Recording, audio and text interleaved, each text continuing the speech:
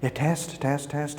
I mean, the great thing with digital marketing is you can measure everything. This is why almost 20 years ago I decided to go for online marketing instead of offline marketing. It was way bigger back then. It's totally different today. Because with offline marketing you had a billboard and you pin it in it, stayed for 10 days and finished. And afterwards you could try to figure out how well it worked, but it was complicated and expensive. With digital marketing you can measure everything. And this you can really use, and you can do tests. You can, if you send an email, do a test of the subject line. If you do a display ad, send 2 versions and find out what works best. And think of not everything works best for everybody. So who are your target audiences? What are their triggers? What do they need? How can you play with it? And be creative. I mean, you need to be really, really creative. Test it, measure it, and if you combine this creativity with data, then you will always find out. And there's not one solution for everybody, yeah, and not for every target audience, not for every product, not even for every market. I had, for example, once a product I was selling, exactly same product, exactly same target audience, but the display ads that performed best had a totally different color in different cities. For example, in Cologne, I think it was red, and in Frankfurt it was green. So no clue why, but that was a matter of fact. And if you find that out, then you can improve it. And this is kind of, the creativity and the data. And if those two have a funky game together, it's really fun. Know the space where your customer sits, like when you have, don't think like, for example, Facebook is dead. Yeah, okay, it's an old social media and there are more older people now, but when your product fits for older people, then talk to them on their channel. So know where your customer sits, know where your customer buys your product. So that's very important.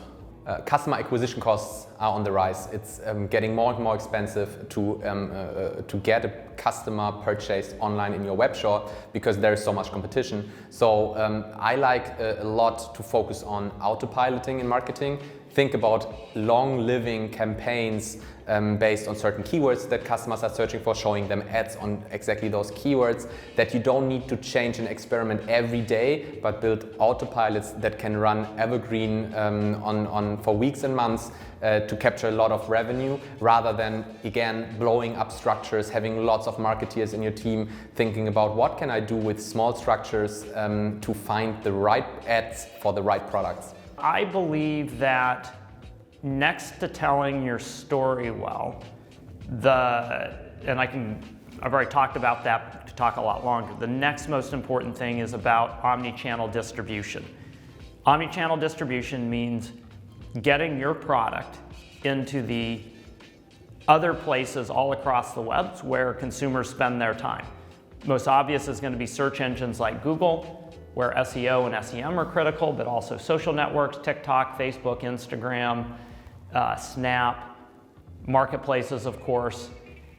And having, if you're a larger merchant, a feed management tool like Feedonomics that you can manage all of this distribution. You can get your catalog into all these different channels, optimize for each one, because every one of them has different category hierarchies and definitions, different schema around, like, well, if you got a picture, it needs to be this many pixels by this many pixels, or this many characters in a description in this order. And what Feedonomics does is it lets you optimize for each and every channel, all within one big distribution system. So I really recommend that, going big on omni-channel distribution and using a tool that can work across different channels. We would definitely recommend try influencers collaborations, because they rock. Influencers, they help merchants promote their products, sometimes even better than advertising. Because customers, they trust and they rely on influencers' opinion, and that is important when you promote products. What we have at Joom is that an influencer promotion, an influencer post, increases conversion by around 180%, when an ordinary review from a customer increases it only by 28%. So that means influencers marketing is the way to go. A lot of time, there is a lot of budget and a lot of resources that are put into getting traffic, so SEO, SEA, you name it. And then less and less, for example, in the conversion, and then even less in the customer retention.